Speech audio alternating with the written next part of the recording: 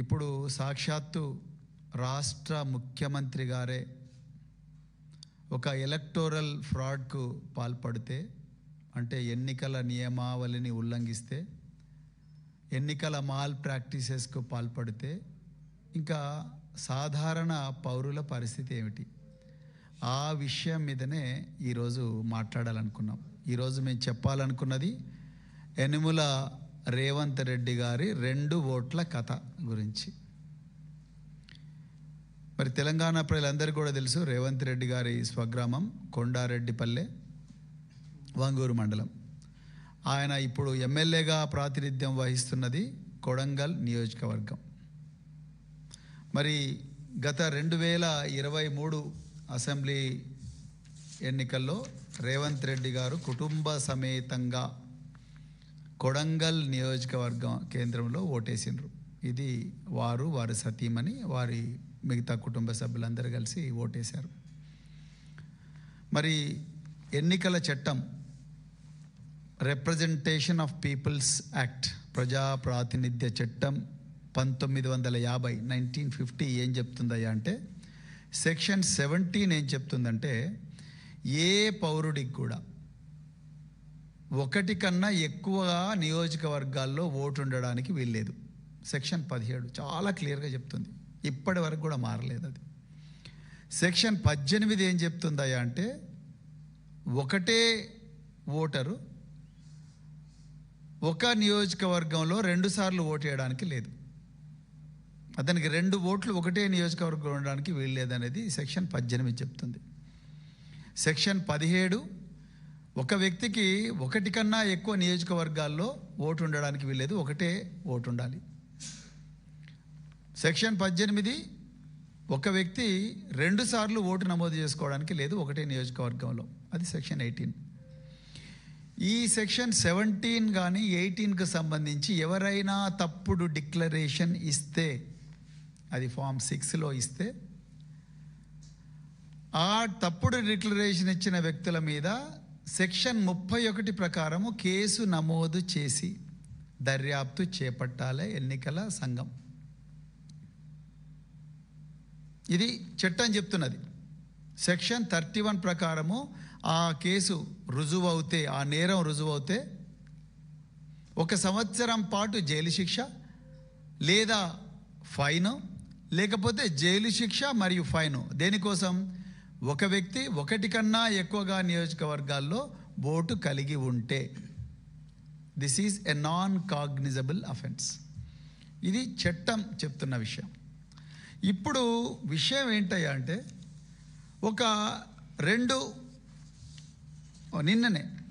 నిన్న మరి తెలంగాణ టుడే అనే ఒక దినపత్రిక ఈ రేవంత్ రెడ్డి గారికి కొడంగల్లో ఓటుంది, అదేవిధంగా కొండారెడ్డిపల్లిలో కూడా ఓటుంది, వారి కుటుంబ సభ్యులకు కూడా ఓటుంది, అదేవిధంగా కొడంగల్లో కూడా వారి కుటుంబ సభ్యులకు ఓటుంది. అందుకొరకే వారి కుటుంబ సమేతంగా వారు కొడంగల్లో ఓటేశారు.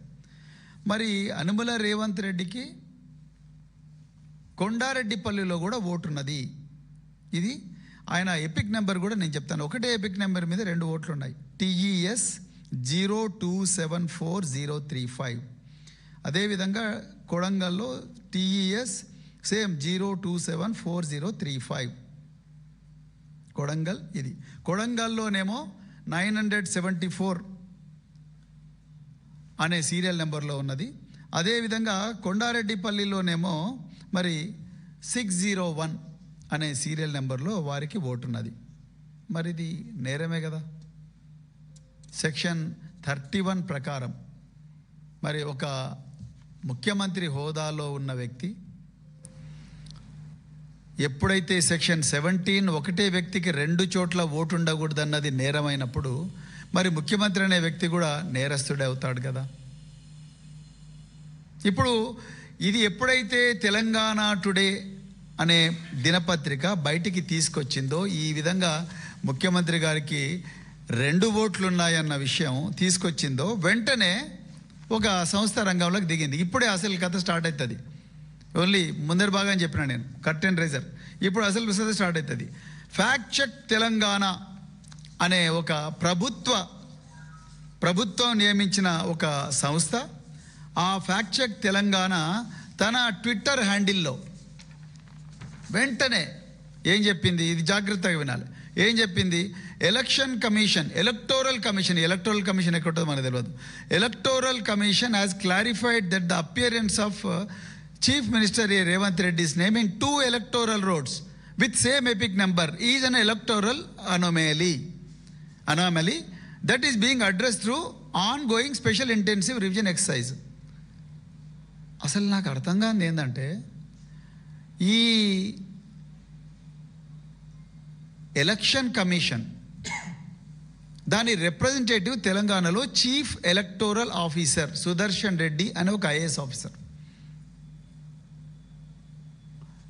ఆర్టికల్ 324 ప్రకారం or representation of people's act ప్రకారము ఎలక్టోరల్ రోల్స్ అనేవి they are the custody of election commission of India.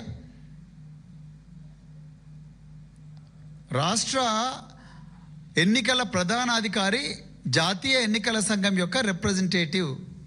మరి ఆయన ఇవ్వాల్సిన అఫీషియల్ స్టేట్మెంటు రేవంత్ రెడ్డి గారి ఆఫీస్ నుండి ఫ్యాక్ట్ చెక్ తెలంగాణ అనే ఒక ట్విట్టర్ హ్యాండిల్ అఫీషియల్ స్టేట్మెంట్ ఇచ్చింది. అవునండి 2 ఓట్లు ఉన్నాయి ముఖ్యమంత్రి గారికి అని చెప్పి చాలా క్లియర్గా ఇచ్చింది. అంతా ఆయన చాలా డీటెయిల్గా రాసిండు. Chief ministers family has informed the electoral authorities that they wish to retain the voter registration in Kodangal and have requested the deletion of the entry from the Kondareddy పల్లి ఎలక్టోరల్ రోల్ అని చెప్పినావు కదా, ఒప్పుకున్నావు 2 చోట్ల ఓటు ఉందని. మరి 2 చోట్ల ఓటు ఉన్నప్పుడు మరి ఈ స్టేట్మెంట్ మీద నిలబడాలి కదా.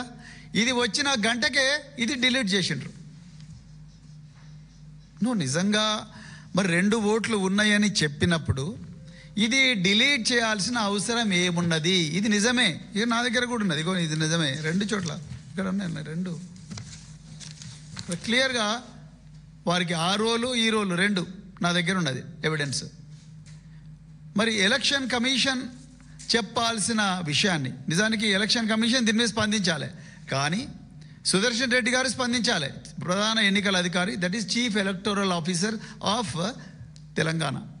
ఆయన స్పందించకుండా ఈ ఫ్యాక్ట్ చెక్ తెలంగాణ అనే ఒక సీఎం ఆఫీస్ నుంచి ఒక ట్విట్టర్ హ్యాండిల్ దీన్ని బయటికి తీసుకొచ్చింది. దీన్ని అఫీషియల్ స్టేట్మెంట్, అవునండి ఆయనకు 2 ఓట్లు ఉన్నాయి కానీ మేము ఒక దగ్గర తీసేసుకోవాలనుకుంటున్నాము, ఆయన ఫ్యామిలీ కూడా రిక్వెస్ట్ చేసింది అన్నారు. మరి ఆ మాట మీద ఉన్నోడు మళ్ళీ ఎందుకు డిలీట్ చేసినావు? ఈ విషయం మీద క్లారిటీ ఇవ్వాలి. నువ్వు కుల్లా దొరికినావు ఇప్పుడు చట్టానికి. సెక్షన్ 17, సెక్షన్ 18, ముఖ్యంగా సెక్షన్ 17 నువ్వు అక్కడ వయలేట్ చేసినావు కాబట్టి సెక్షన్ 31 ప్రకారము 1 సంవత్సరం జైలు శిక్ష పడుతుంది. నేరం రుజువైంది ఆల్రెడీ, ఇంకే ఉన్నది. అయితే ఎప్పుడైతే ఇది బయటికి వచ్చిందో అప్పుడు ఇంకా వెనుక నుంచి గేమ్ స్టార్ట్ చేసిండ్రు. అది ఒక నేరం, అది కూడా చెప్తే ఏం నేరమో.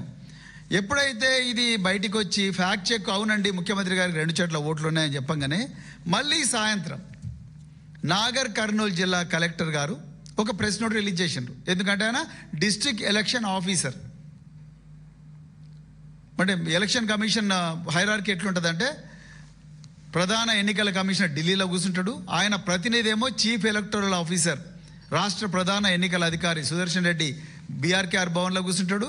ఆయన రిప్రజెంటేటివ్ వచ్చేసి డిస్ట్రిక్ట్ కలెక్టర్, ఆయననే డిస్ట్రిక్ట్ ఎలక్షన్ ఆఫీసర్ అంటారు. ఆయనేమో జిల్లా కలెక్టర్ కార్యాలయంలో కూర్చుంటాడు. దాని తర్వాత ఎలక్టోరల్ రిజిస్ట్రేషన్ ఆఫీసర్ వచ్చేసి ఆర్డీఓ, ఆయన ఆర్డీఓ ఆఫీస్లో కూర్చుంటాడు. దాని తర్వాత ఏఈఆర్ఓ అంటే ఎంఆర్ఓ, దాని తర్వాత చివరిగా ఉండే ఆఫీసర్ ఎవరయ్యా అంటే బూత్ లెవెల్ ఆఫీసర్. మనం ఏం ఫామ్లు సబ్మిట్ చేయాలన్నా బూత్ లెవెల్ ఆఫీసర్కే చేయాలి. ఆయన లేకపోతే ఏఈఆర్ఓకో లేకపోతే ఈఆర్ఓకో చేయాలంటే ఆర్డీఓ లేకపోతే ఎంఆర్ఓకి చేయాలి. అయితే ఎప్పుడైతే ఈ ఫ్యాక్ట్ చెక్ తెలంగాణ అనే ముఖ్యమంత్రి గారి కార్యాలయంలో ఉండే సంస్థ ప్రధాన ఎన్నికల అధికారి తరపున వకాల్తా పుచ్చుకొని అవునయ్యా 2 ఓట్లు ఉన్నాయి అని చెప్పిండ్రు. దాని తర్వాత అమ్మో దొరికిపోయినవరా బాబు అని అనుకున్నారు. వెంటనే దాన్ని డిలీట్ చేసిండ్రు. డిలీట్ చేసి ఏం చేసిండ్రు, వీళ్ళు వెనక నుంచి జిల్లా కలెక్టర్కు ఆర్డర్ ఇచ్చిండ్రు, నువ్వు బరాబర్ ఆ ఓటు తీసేయాల్సిందే అని చెప్తే ఆయన ఏం చేసిండు, Clarification regarding voter registration rumors in Acchampeta AC. There is no voter registration for Sri Anumala Revanth Reddy in Acchampeta Assembly constituency or anywhere within Nagar Karnool district. అని చెప్పి 14th July 2026 నాడు ఇచ్చాడు. మరి మా దగ్గర ఇప్పటికి కూడా ఉందా మన దగ్గర? ఒకసారి అది ప్లే చేయండి. ఇప్పుడు మా దగ్గర ఉండే దాంట్లో ఇప్పటికి కూడా కొండారెడ్డిపల్లిలో ఆయనకు ఓటు ఉన్నది. వస్తుందా? ప్లే చేయి, చూడండి.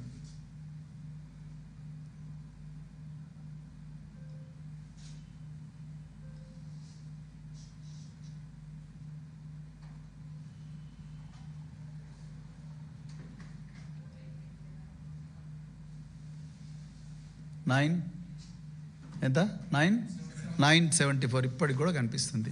మరి ఇందులో జిల్లా కలెక్టరు కరెక్టా, లేకపోతే ప్రధాన ఎన్నికల అధికారి కరెక్టా, లేకపోతే మరి రేవంత్ రెడ్డి గారి ఆఫీసు కరెక్టా? అసలు ఎవరు దీన్ని కస్టోడియన్? జిల్లా కలెక్టర్ చాలా క్లియర్గా there is no voter registration for Shri Anumula Revanth Reddy in Achampet assembly constituency on or anywhere within Nagar Kurnool district as on today అన్నారు. ఎట్లవుతుంది? మరి నిన్నటి దాకా ఇప్పటికి కూడా కనిపిస్తున్నాయి కదా కలెక్టర్ గారు. మీరు ఏ విధంగా ఇది ఇచ్చిండ్రు statement? You are a district election officer, you are on deputation to election commission of India and you are the custodian of all electoral rolls in your district and your ERO is the custodian of electoral rolls in his division, in his or her division. మరి మీరు ఎట్లా ఏ basis మీద voter registration ఇచ్చిండ్రు? ఈయనకు లేదు అని, voter లేదని. మరి అది మొదటి పాయింట్. ఇక రెండవ పాయింట్ ఏంటయ్యా అంటే, రేవంత్ రెడ్డి గారు 2023లో కొడంగల్ అసెంబ్లీ కాన్స్టిట్యుయెన్సీ నుంచి ఆయన నేను అక్కడి ఓటర్ను అని చెప్పి ఆయన అఫిడవిట్ దాఖలు చేసిండు. నేను మళ్ళీ ఎవిడెన్స్ చూపిస్తున్నాను. రేవంత్ రెడ్డి గారు, వారు సతీమణి, వారి బిడ్డ, ముగ్గురు కూడా అక్కడ ఓటేసిండ్రు. అక్కడ ఓటేసినప్పుడు నువ్వు ఎలక్షన్ కమిషన్కి ఇచ్చిన అఫిడవిట్లో ఏం చెప్పినావు? I am the voter of Kodangal అని చెప్పి ఉంటావు. అదే ఓటర్ ఐడి కార్డు చూపించుంటావు. మరి కొండారెడ్డిపల్లి ఓటు ఎక్కడ పోవాలి? మరి సెక్షన్ 17లో నువ్వు నేరస్తుడివే కదా, తప్పు చేసినట్టే కదా సెక్షన్ 17లో. కొండారెడ్డిపల్లి ఓటు పెట్టుకొని అదేవిధంగా కొడంగల్లో కూడా ఓటు పెట్టుకొని ఒక సాక్షాత్తు ముఖ్యమంత్రే 2 ఓట్లు పెట్టుకొని ఉంటే ఇక సామాన్య పౌరుల పరిస్థితి ఏమిటి? ఇక రెండవది, ఒక ఓటు డిలీట్ చేయాలంటే తప్పకుండా ఫామ్ 7 వాడాలి. అంటే నా ఓటు కొండారెడ్డిపల్లిలో ఉన్నది, అదేవిధంగా కొడంగల్లో ఉన్నది. ఇప్పుడు రేవంత్ రెడ్డి గారి ఓటు కొండారెడ్డిపల్లిలో ఉన్నది, అదేవిధంగా కొడంగల్లో ఉన్నది. అప్పుడు రేవంత్ రెడ్డి గారు ఏం చెప్పాలి ఈఆర్ఓకు? నా ఓటు నేను కొండారెడ్డిపల్లి తీసేసుకుంటానండి, నేను కొడంగల్లోనే ఓటర్ ఉండాలనుకుంటున్నా అని ఫామ్ 8 సబ్మిట్ చేయాలి. ఫామ్ 8 సబ్మిట్ చేసిన వెంటనే వారిని అడుగుతారు, మళ్ళీ ఒకసారి కన్ఫర్మ్ చేయండి, మీకు కొడంగల్ కావాలన్నా కొండారెడ్డిపల్లి కావాలన్నా? అప్పుడు ఆయన అంటే నాకు కొడంగలే కావాలంటాడు. కొడంగల్ కావాలంటే కొండారెడ్డిపల్లి వంగూరు మండలానికి వస్తుంది కాబట్టి వంగూరు మండల రెవెన్యూ ఆఫీసర్ లేకపోతే Kalwakurthy division, Achampet division, Kalwakurthy RDO ఆఫీస్లో ఒక ఫామ్ 7 జనరేట్ అవుతుంది. ఆ ఫామ్ 7 జనరేట్ అయినప్పుడు ఆ ఫామ్ 7 వచ్చిన తర్వాత మళ్ళీ రేవంత్ రెడ్డి గారికి వారి కుటుంబ సభ్యులకు ఒక నోటీస్ ఇష్యూ అవుతుంది. ఫామ్ 7లో నోటీస్ ఇష్యూ చేయకుండా ఓట్లు డిలీట్ చేసే పరిస్థితి ఉండదు, అది నేరము. సో ఈయన నా ఓటును ట్రాన్స్ఫర్ చేయండి అని ఫామ్ 8 సబ్మిట్ చేస్తే, ఆ ఫామ్ 8 సబ్మిట్ చేస్తే అక్కడ వంగూరు మండలంలో ఫామ్ 7 జనరేట్ అవుతుంది. ఆ ఫామ్ 7తోని ఈయనకు నోటీసు రావాలి. ఆ నోటీసు వచ్చిన తర్వాతనే ఈయన ఓటు అక్కడ డిలీట్ అవుతుంది. కానీ ఇప్పటి వరకు కూడా ఆ ఓటు డిలీట్ కాలేదు. మరి కలెక్టర్ గారు, మీరు ఇంత ప్రాసెస్ ఉన్నది, ప్రాసెస్ అంతా పోయి మరి సడన్గా మీరు ఎట్లా ఇచ్చారు? You have to answer this question sir. ఈ ప్రశ్నకు సమాధానం మీరు డిస్ట్రిక్ట్ ఎలక్షన్ ఆఫీసర్గా చెప్పాలి. మీరు రాత్రికి రాత్రే ఇది చేసుంటే బిఎన్ఎస్ భారతీయ న్యాయ సంహిత ప్రకారము, రిప్రజెంటేషన్ ఆఫ్ పీపుల్స్ యాక్ట్ ప్రకారము మీరు విలువైన ఆధారాన్ని నాశనం చేసినట్టుగా మీరు కూడా నేరస్తులు అవుతారు. మీరు అవుతారు, మీ ఈఆర్ఓ అంటే మీ ఆర్డీఓ అవుతారు, మీ ఎంఆర్ఓ కూడా అవుతారు, మీ బిఎల్ఓ కూడా అవుతారు. ఇప్పుడు ఈయన ఫ్యాక్ట్ చెక్లో ఏం చెప్తాడు? ఈ ఫ్యాక్ట్ చెక్ తెలంగాణలో మేము సర్ అనే కార్యక్రమంలో పాపం మనకి ఎవరికి తెలియనట్టు చెవులలో పూలు పెడుతున్నాడు ఈ ఫ్యాక్ట్ చెక్. మేము సర్ అనే కార్యక్రమంలో దీన్ని మారుద్దాం అనుకున్నాము, అందుకొరకు మేము ఇన్ఫార్మ్ చేసినాము అంటున్నాడు. మరి సార్ లేనప్పుడు స్పెషల్ సమ్మరీ రివిజన్ ప్రతి సంవత్సరం చేస్తారు కదా ఎస్ఎస్ఆర్, అక్కడ దొరకలేదా Revanth Reddy? Special summary revision of electoral rolls ప్రతి సంవత్సరం చేస్తారు కదా. పంచాయతీ ఎలక్షన్ల ముందు చేస్తారు, మున్సిపల్ ఎలక్షన్ల ముందు చేస్తారు, పార్లమెంట్ ఎలక్షన్ల అప్పుడు కూడా చేస్తారు. అప్పుడు దొరకలేదా మరి రేవంత్ రెడ్డి గారు 2 ఓట్లు ఉన్నట్టు? మీరు తప్పకుండా ఈ ప్రశ్నలకు సమాధానాలు ఇవ్వాలి. సిఇఓ గారు సుదర్శన్ రెడ్డి గారు, అసలు ఈ తెలంగాణలో ఎలక్షన్ కమిషన్ నడుపుతున్నది రేవంత్ రెడ్డి గారా లేకపోతే జాతీయ ఎన్నికల కమిషనా? దీనికి మీరు ఆన్సర్ చెప్పాలి. మీరు చెప్పాల్సిన ఎక్స్ప్లెనేషన్ను ఆ ఫ్యాక్ట్ చెక్ కూడా ఎట్లా చెప్తాడండి సీఎం ఆఫీస్ నుంచి? వాళ్ళకి ఏం అధికారం ఉన్నది? అంటే వాళ్ళు ఎట్లా చెప్తే మీరు అట్లా నడుస్తున్నారా అని మేము అనుకుంటున్నాం. నిజంగా అదే జరుగుతున్నది. ఇప్పుడు మీ తరపున వాళ్ళు ఎట్లా వకాలు తబ్బుచ్చుకుంటారు? మీరు వెంటనే మరి కేసు పెట్టాలి కదా సెక్షన్ 17 కింద. సుదర్శన్ రెడ్డి గారు మీరే సెక్షన్ 17 కింద, మీరు సెక్షన్ 31 కింద కేసు పెట్టి వెంటనే దీన్ని దర్యాప్తు ప్రారంభించాలి కదా. మీరు ప్రారంభించడం లేదు. ఇక ఇక్కడ కట్ చేస్తే ప్రకాష్ రాజ్ అని ఒక ఫేమస్ సినిమా యాక్టర్ ఉన్నాడు. ఆయనకు చెన్నైలో ఓట్లు ఉన్నాయని, అదేవిధంగా షేర్లింగపల్లిలో ఓటు ఉన్నదని, బెంగళూరులో ఓటు ఉన్నదని 2019లో ఆయన మీద కేసు పెట్టారు. ఇప్పటి వరకు కూడా ఆయనను కోట చుట్టూ చెప్తా ఉన్నారు. మరి ప్రకాష్ రాజ్కి ఒక న్యాయమో రేవంత్ రెడ్డికి ఒక న్యాయమా?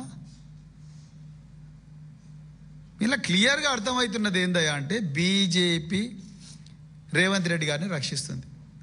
రేవంత్ రెడ్డి గారు బీజేపీకి ఏం కావాలంటే అది చేస్తున్నాడు. దీంట్లో ఎలక్షన్ కమిషన్ దీనికి వేదిక అయింది. నిజంగా ఈ కేసులో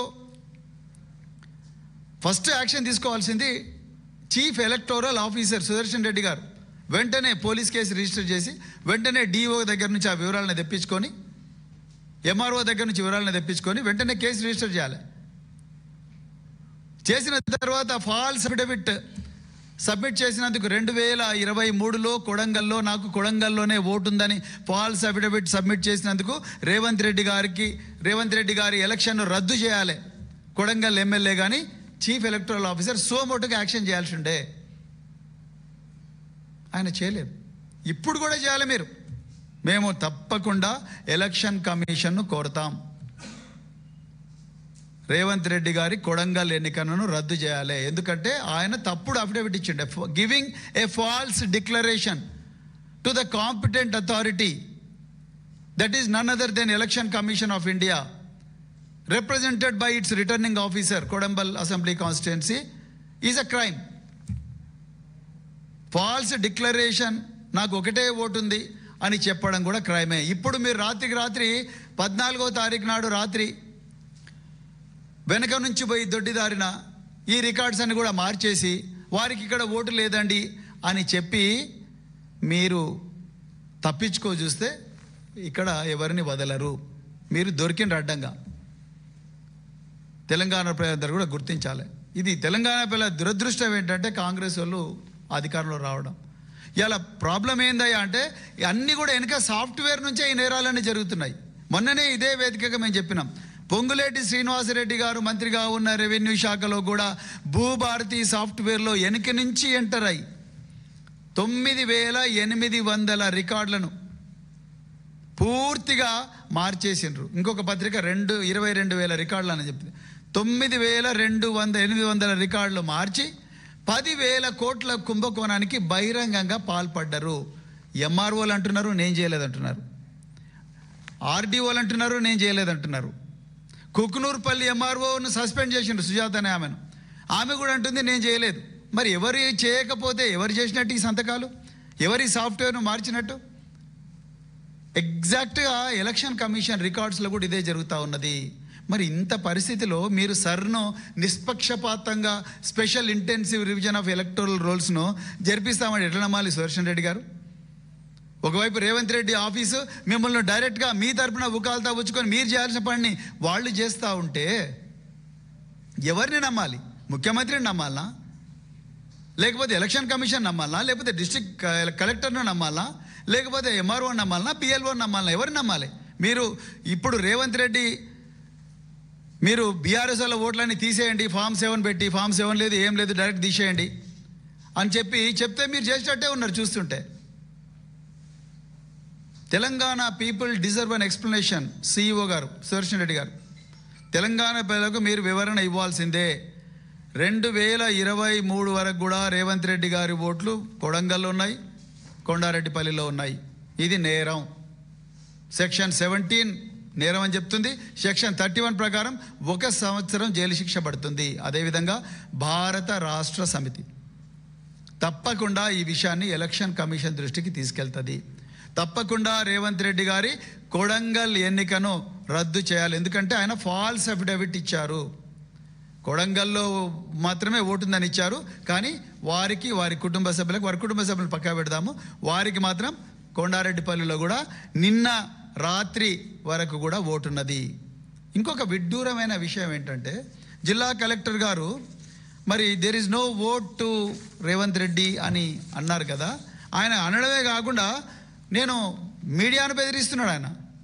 మీరు తప్పుడు వార్తలు ప్రచురిస్తే మీ మీద యాక్షన్ తీసుకుంటా అని మీడియాను బెదిరిస్తున్నారు. తప్పు చేసిండ్రు, మళ్ళీ ఉల్టా మీడియాను బెదిరిస్తున్నారు. అంటే ఈ కాంగ్రెస్ ప్రభుత్వంలో నిజం మాట్లాడడం నేరం, నిజం కనుక్కోవడం నేరం, నిజాన్ని ప్రజల ముందర పెట్టడం నేరం, అన్నీ నేరాలే. ఎందుకంటే నేర చరిత్ర ఉన్న వ్యక్తి ఇలా హోంశాఖ మంత్రి అయ్యారు. అందువల్లనే ఈ సమస్యలన్నీ కూడా వస్తూ ఉన్నాయి. అందుకొరకు మేము తప్పకుండా తెలంగాణ ప్రజలు, అంటే ఎందుకు ఈ విషయాన్ని ప్రజల దృష్టికి తీసుకొస్తున్నామంటే, ప్రకాష్ రాజ్కి ఒక న్యాయం, రేవంత్ రెడ్డికి ఒక న్యాయం ఉండకూడదు. సామాన్య పౌరులకు ఒక న్యాయం, ఇంకొక న్యాయం రేవంత్ రెడ్డికి ఉండకూడదు. మీనాక్షి నటరాజన్కి ఒక న్యాయం, రేవంత్ రెడ్డికి ఇంకో న్యాయం ఉండకూడదు. మీనాక్షి నటరాజన్ చేసిన పాపం ఏంది? ఆమె తన అఫిడవిట్లో నా మీద నోటీసు వచ్చింది, లీగల్ నోటీసు వచ్చింది అన్న విషయం చెప్పలేదు. చెప్పకపోతే ఆమెను రిటర్నింగ్ ఆఫీసర్ ఆమె రద్దు చేసిండ్రు. మరి రేవంత్ రెడ్డి గారి ఎలక్షన్ రద్దు చేయాలిగా.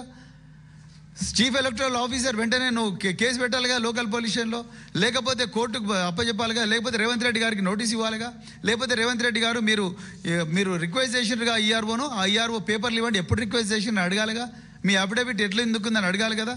ఇవన్నీ అడగలేదంటే మీరు తప్పకుండా బీజేపీ, జాతీయ ఎన్నికల సంఘము, కాంగ్రెస్ పార్టీ, రేవంత్ రెడ్డి, సుదర్శన్ రెడ్డి మీరందరూ ఒకటైనరు. ఈ రాష్ట్రంలో ఎన్నికల ప్రక్రియను మళ్ళేదో చేయబోతున్నారు.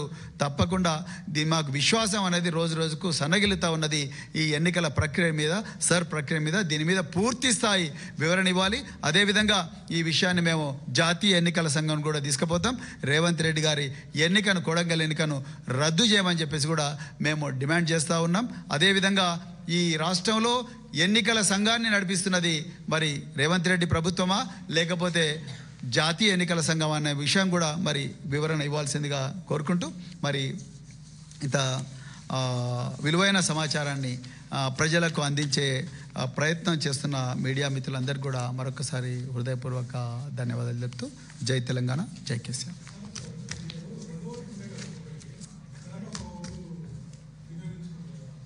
వినియోగించుకోవడం వేరే, రిజిస్టర్ చేసుకోవడం వేరే. ఇప్పుడు మీకు 2 ఓట్లు ఉన్నాయంటే శ్రీనివాస్ గారు, మీరు ఫామ్ 6 సబ్మిట్ చేసినప్పుడు మీరు ఒక డిక్లరేషన్ ఇస్తారు, నా నేటివిటీ ఇక్కడే అని చెప్పేసి. మీరు మీ డేట్ ఆఫ్ బర్త్, జనన ధృవీకరణ పత్రము, నీ రెసిడెన్సీ, అవి 2 కంపల్సరీ ఇస్తేనే ఫామ్ 6 అనేది యాక్సెప్ట్ అవుతుంది. మీరు అక్కడ నా ఓటు ఉందని డిక్లేర్ చేసినప్పుడు మీరు 2వ చోట కూడా మీరు ఓటు నమోదు చేయించుకోవాలనుకుంటే అది ఫామ్ 8 సబ్మిట్ చేయాలి. ఒకవేళ ఈ ఓటును అక్కడ షిఫ్ట్ చేసుకోవాలనుకుంటే, లేదు మీరు ఇక్కడ ఓటును రద్దు చేసుకోవాలనుకుంటే మీరు ఆటోమేటిక్గా మీరే ఫామ్ 7 తీసుకోవచ్చు. ఫామ్ 7 ఇచ్చేస్తే వాళ్ళు ఒక నోటీస్ ఇస్తారు, నోటీస్ని అక్నాలెడ్జ్మెంట్ చేసుకున్న తర్వాత వాళ్ళు ఆటోమేటిక్గా డిలీట్ చేస్తారు. సో ఇప్పుడు కొత్తగా ఏమొచ్చిందంటే ఎలక్షన్ కమిషన్లో డెమోగ్రఫికల్లీ సిమిలర్ ఎంట్రీస్, డిఎస్ఈ అనే ఒక సాఫ్ట్వేర్ వచ్చింది. గతంలో ఏంటంటే ప్రతి రాష్ట్రానికి కూడా దాని డేటాబేస్ దానికి ఉండేది. ఇప్పుడు కొత్తగా ఈఆర్ఓ నెట్ అనే ఒక కొత్త సాఫ్ట్వేర్, చాలా పెద్ద సాఫ్ట్వేర్ వచ్చింది. దేశవ్యాప్తంగా 90 కోట్ల మంది ఓటర్లకు సంబంధించిన సాఫ్ట్వేర్ ఈఆర్ఓ నెట్ అని ఉంది. ఈఆర్ఓ నెట్లో ఇప్పుడు కొత్తగా డెమోగ్రఫికల్లీ సిమిలర్ ఎంట్రీస్, అంటే ఒకటే ఓటర్, ఒకటే పేరున్న వ్యక్తి, ఒకటే ఎపిక్ ఐడి ఉన్న వ్యక్తి 2 నియోజకవర్గాల్లో కనిపిస్తుంటే ఆటోమేటిక్గా మీకు బిఎల్ఓలకు మెసేజ్ పోతుంది. ఆ బిఎల్ఓలు ఇమీడియట్గా వచ్చి ఓటర్ని అడుగుతారు. ఇప్పుడు వచ్చింది అది, లేటెస్ట్గా సర్లో వచ్చింది. కానీ ఇంతకుముందు ఇది లేదు. ఓటరే తను సిన్సియర్గా ఎన్నికల సంఘానికి చెప్పాలి, నాకు ఒక 2 చోట్ల ఉందండి ఓటు. నేను ఒక దగ్గర నుంచి ఒక దగ్గర షిఫ్ట్ చేసుకోవాలనుకుంటున్నా, నా కొండారెడ్డిపల్లి ఓటును నేను డిలీట్ చేసుకోవాలనుకుంటున్నా అని చెప్పేసి ఆయన ఫామ్ 8 సబ్మిట్ చేస్తే ఆటోమేటిక్గా ఇక్కడ కొడంగల్లో ఓకే అవుతుంది, కొండారెడ్డిపల్లిలో ఫామ్ 7 జనరేట్ అయ్యి ఫామ్ 7తో నాకు నోటీస్ ఇచ్చి క్లోజ్ చేస్తారు. ఇప్పుడు మేము అడుగుతున్నది ఏంటంటే రేవంత్ రెడ్డి గారు ఈ ఫామ్ సబ్మిట్ చేశారా, ఫామ్ 8 చూపించండి, 8 డేట్ నాడు సబ్మిట్ చేశారు. అదేవిధంగా ఫామ్ 7 జనరేట్ అయిందా, దాని మీద ఎవరు సంతకాలు పెట్టారు. అదేవిధంగా రేవంత్ రెడ్డి గారికి నోటీస్ వచ్చిందా, నోటీస్ వస్తే రేవంత్ రెడ్డి గారే చూపించాలి, నాకు నోటీస్ వచ్చింది, నేను ఓకే అన్నాను, అందుకొరకే నాది కొడంగల్కి షిఫ్ట్ అయిందని. ఎందుకంటే ఆయన ఇక్కడ ఓటేశారు కొడంగల్లో. సో అందుకొరకు ఇది పూర్తిగా ఓపెన్గా మాల్ ప్రాక్టీస్ జరిగింది ఇందులో. అందుకొరకే మేము దీన్ని క్వశ్చన్ చేస్తా ఉన్నాం. 100% చేస్తాం. డిఈఓ పైన తప్పకుండా ఫిర్యాదు చేస్తాం. డిస్ట్రిక్ట్ అబ్సల్యూట్లీ ఈ ఫ్యాక్ట్ చెక్ తెలంగాణ మీద సిఇఓ కంప్లైంట్ ఇవ్వాలి. ఎవడి ఫ్యాక్ట్ చెక్ తెలంగాణ, వాడికి జాతీయ ఎన్నికల సంఘం తరపున వకాల్తా పుచ్చుకునే అధికారం ఎవరిచ్చారు? అఫీషియల్గా తను ఏం చెప్తున్నాడు, అఫీషియల్గా అవును అనమేలి ఉంది అని ఎవరు చెప్పాలి? Who is the custodian of electoral rolls? జాతీయ ఎన్నికల సంఘం కస్టడీలోనే భద్రంగా ఉంటాయి ఎలక్టోరల్ రోల్స్. అలాంటప్పుడు ఈ ఫ్యాక్ట్ చెక్ తెలంగాణ వాడు రాజ్యాంగేతర శక్తి. 100% వీడి మీద కేసు రిజిస్టర్ చేయాలి, వీడిని జైలుకు పంపించాలి.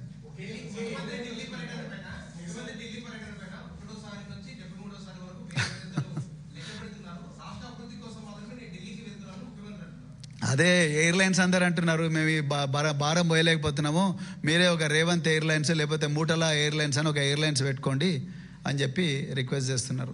మూటలా ఎయిర్లైన్స్ ఆఫ్ తెలంగాణ అని.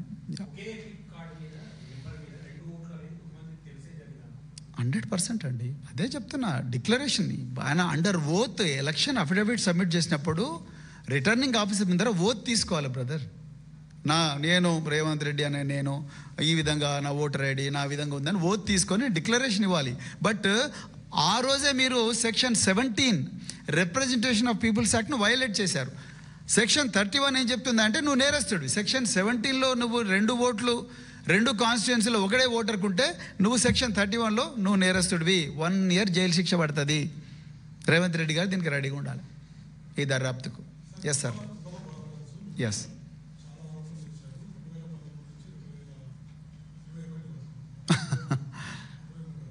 గువ్వల బాలరాజ్ గారు ఎగ్జాక్ట్లీ చాలా కాళేశ్వరం 1,00,000 కోట్లతో కట్టిన కాళేశ్వరం ప్రాజెక్ట్ 82,000తో కట్టిన కాళేశ్వరం 82,000 కోట్లతో కట్టిన కాళేశ్వరం ప్రాజెక్టులో 1,00,000 కోట్ల అవినీతి ఎంత నిజమో, కేవలం 1,000 కోట్లు కూడా కాదు, 700 నుంచి 800 కోట్ల బడ్జెట్ ఉన్న సోషల్ వెల్ఫేర్ రెసిడెన్షియల్ స్కూల్ డిపార్ట్మెంట్లో వేలాది కోట్ల అవినీతి అనేది కూడా అంతే నిజం. ఇదే గువ్వల బాలరాజు గారు 2014 నుంచి 2023 వరకు వారే ఎమ్మెల్యేగా ఉన్నారు. 2024లో నాతో పాటు ప్రవీణ్ కుమార్ మంచోడు, ఇంద్రుడు, చంద్రుడు అని చెప్పి నాతోనే ఎన్నికల ప్రచారంలో పాల్గొన్న బాలరాజు గారికి సడన్గా నేను ఎప్పుడైతే బండి సంజయ్ గారి విషయంలో అదేవిధంగా రేవంత్ రెడ్డి గారి విషయంలో నేను ఎప్పుడైతే వాళ్ళు చేస్తున్న అక్రమాలు ఆధారాలతో సహా ముందరబెట్టి పోరాటం చేస్తున్నానో వాళ్ళకి సడన్గా ఏం దొరకాలని అర్థమైతే లేదు. ప్రవీణ్ కుమార్ ముందు భద్రత తగ్గించండి, తర్వాత వాళ్ళ భార్యను ట్రాన్స్ఫర్ చేయండి, దాని తర్వాత ఇంకా ఇక్కడ కూడా ఏంది వీళ్ళు ఎక్కడ లొంగుతలేరేంది, వచ్చి సార్ మమ్మల్ని తప్పైంది క్షమించండి అంటలేరేంది. అందుకొరకు ఇంకో చెప్పి లాస్ట్కు రేవంత్ రెడ్డి, బండి సంజయ్, గువ్వల బాలరాజు ముగ్గురు ఒక దగ్గర కూర్చొని ఇంకొక కంప్లైంట్ చేసిండ్రు. నేను ఓపెన్గా చెప్తున్నాను శ్రీని గారు, అయ్యా మీ దగ్గర ఇంటెలిజెన్స్ ఉన్నది, మీ దగ్గర 1,00,000 మంది పోలీసు వాళ్ళు ఉన్నారు, మీ దగ్గర సిఐడి ఉన్నది, మీ దగ్గర ఇంకా అత్యాధునిక ఏమైనా ఫోరెన్సిక్ ల్యాబొరేటరీస్ ఉన్నాయి, అందరినీ తీసుకుపోయి దామోదరం సంజీవయ్య సంక్షేమ భవనం మా సెప్ట్ ట్యాంక్లో ఉంటుంది, అడ్రస్ తెలియకపోతే నేను చెప్తా, వాళ్ళు లోపల రానిపోతే నేనే తీసుకపోతా మిమ్మల్ని, అక్కడ కూర్చోండి, 1 సంవత్సరం కాదు 2028 వరకు కూర్చోండి, రాత్రింబవళ్ళు కూర్చోండి, మీకు అర్థం కాకపోతే నేనే చదివి వినిపిస్తా, అవన్నీ చదవండి. నేను నేరం చేసి ఉంటే నన్ను క్రిమినల్ కేసు పెట్టి జైలు పంపించండి, నేనే ఓపెన్ చెప్తున్నా. 2023 డిసెంబర్ 7వ తారీఖు నాడు పదవి స్వీకార ప్రమాణం చేసిన గౌరవ ముఖ్యమంత్రి గారు, ఆయన సంక్షేమ శాఖ మంత్రిగా 18 నెలలు ఆయనే ఉన్నారు రేవంత్ రెడ్డి గారు. మరి అప్పుడు కనిపించింది సడన్గా ఇవాళ గువ్వల బాలరాజుకు సడన్గా ఒక కంప్లైంట్ ఎందుకు రాసిస్తున్నాడు రేవంత్ రెడ్డి? ఎవరికి తెలియదు ఈ గేమ్. వాళ్ళకి చేతనైతే లేదు, వాళ్ళకు వశపడతలేదు. ఇక్కడ మాకు రోజుకో కుంభకోణాలు దొరుకుతున్నాయి. ఒకరోజు పొంగులేటి, ఒక రేవంత్ రెడ్డి, ఒకరోజు గురుకుల కుంభకోణం, రోజుకో కుంభకోణాలు దొరుకుతూ ఉన్నాయి. సో అందుకొరకు వాళ్ళకి ఏం చేయాలో అర్థమవుతలేదు. ఇట్లా కాదని చెప్పి వీళ్ళని భయపెట్టియాలని చూస్తున్నాయి. ఎంతమంది భయపెట్టిస్తారా అండి? ఎన్ని రోజులు భయపెట్టిస్తారు? భయపెట్టించిన వాళ్ళందరూ నియంతలు ఏమైనారు చరిత్రలో? అట్లనే అవుతారు వీళ్ళు కూడా. ఎవరికి తెలియదు ఈ గేమ్. రేవంత్ రెడ్డి, గోల బాలరాజు, బండి సంజయ్ అందరు కూర్చొని చేస్తున్నారు నాటకాలు.